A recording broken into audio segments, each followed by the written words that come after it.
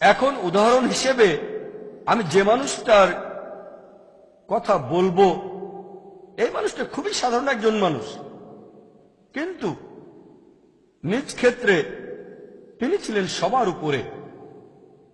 এই মানুষটা আমার জীবনটাকে বদলে দিয়েছেন। তিনি আমাকে শরীরের ডাক্তার থেকে আত্মার ডাক্তার বানিয়েছেন। আমি শিওর আপনারা এই মানুষটাকে চেনেন। তিনি হলেন শেখ আহমেদ দিদাত। আসুন উনার উদ্দেশ্যটা কি দেখি। শেখ আহমেদ দিদাত, আপনারা যদি ওনার জীবনী সম্পর্কে জানেন, তিনি প্রাতিষ্ঠানিক শিক্ষা পেয়েছিলেন মাত্র ক্লাস 6 পর্যন্ত। যেহেতু তার সেই সামর্থ্য ছিল না, তিনি পড়াশোনা ছেড়ে দিতে বাধ্য হয়েছিলেন। ক্লাস 6 পর্যন্ত পড়ার পর তিনি পড়াশোনা ছেড়ে দিতে বাধ্য হয়েছিলেন। এই মানুষটা একেবারেই সাধারণ।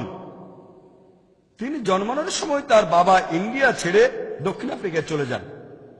দিদাত সেখানে সেলসম্যানের চাকরি করতেন, একটা ফার্নিচারের দোকানে কাজ করতেন, সেখানে ড্রাইভ করার চাকরিও করতেন তিনি। আর এই দক্ষিণ আফ্রিকায় থাকার সময় খ্রিস্টান মিশনারিরা তাকে খুব উত্ত্যক্ত করত।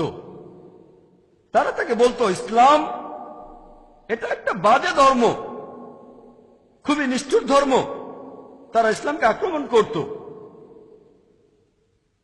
এভাবে উত্ত্যক্ত হতে হতে তার মনের ভেতরে একটা ইচ্ছা হলো যে আমি ইসলামের বিরুদ্ধে খ্রিস্টান মিশনারিদের দেয়া সবগুলো অভিযোগেরই উত্তর দেব।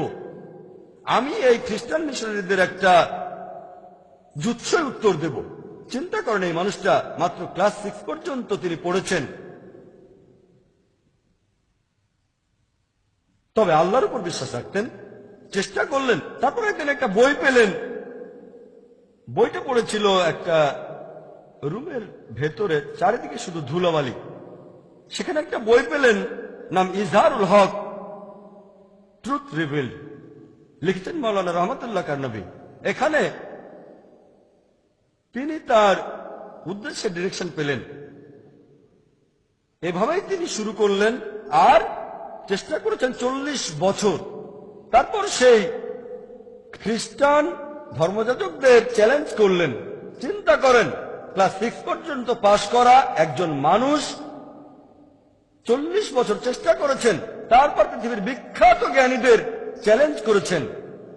আর এভাবেই 1986 সালে তিনি বিতর্ক করলেন রেভারেন্ড জিমি সোয়াগার্টের সাথে।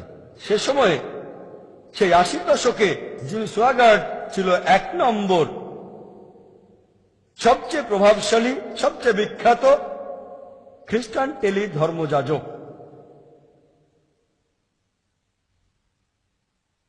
বিতর্কটা অনুষ্ঠিত হওয়ার কয়েকদিন আগে এক ভক্ত শেখ দিদাতকে বলল, শেখ আহমেদ দিদাত, আমি আপনার ভক্ত, তবে আপনাকে একটা উপদেশ দেই। এই জিমি সোয়াগার্ট লোকটাকে আমি চিনি, খুব ভালো করে চিনি। ওর সাথে বিতর্ক করবেন না, লোকটা আপনাকে চিবিয়ে রাস্তায় ফেলে দেবে। চিন্তা করুন, দিদাতের ভক্ত দিদাতকে পরামর্শ দিচ্ছে, আপনি সোয়াগার্টের সাথে বিতর্ক করবেন না, আপনি ওকে চেনেন না, আমি ওকে চিনি, সে আপনাকে চিবিয়ে একেবারে রাস্তায় ফেলে দেবে। সেই লোকটা ছিল সবচেয়ে বিখ্যাত টেলি ধর্মযাজক, টেলিভিশন চ্যানেলে। তার বাজেট ছিল প্রত্যেক দিন $10 লক্ষ, এটা শুধুমাত্র টিকে থাকার জন্য। আর শেখ আহমেদ দিদাত, মাশাআল্লাহ, আল্লাহ তার পাশেই ছিলেন। দিদাত আমেরিকায় গেলেন, সেই খ্রিস্টান মিশনারি নিজের শহরে গেলেন, যে দেশে সে বিখ্যাত। সেখানে গিয়ে দিদাত তার সঙ্গে বিতর্ক করলেন। আর আলহামদুলিল্লাহ, সুম্মা আলহামদুলিল্লাহ, আল্লাহর সাহায্যে তিনি টেবিলটা উল্টে দিলেন। চিন্তা করেন, একজন খুব সাধারণ মানুষ, যিনি স্কুলও পাশ করেননি, গ্রাজুয়েট তো অনেক দূরের কথা, তিনি পৃথিবীর খ্রিস্টান ধর্মযাজকদের চ্যালেঞ্জ করেছিলেন। আর পুরো পৃথিবীর খ্রিস্টান মিশনারিদের ধর্মপ্রচারে সবচেয়ে বড় বাধা হয়ে দাঁড়িয়েছিলেন মাত্র একজন মানুষ, শেখ আহমেদ দিদাত। আল্লাহ সুবহানাহু ওয়া তাআলার সাহায্যে তিনি পুরো খ্রিস্টান বিশ্বকে চ্যালেঞ্জ করেছিলেন।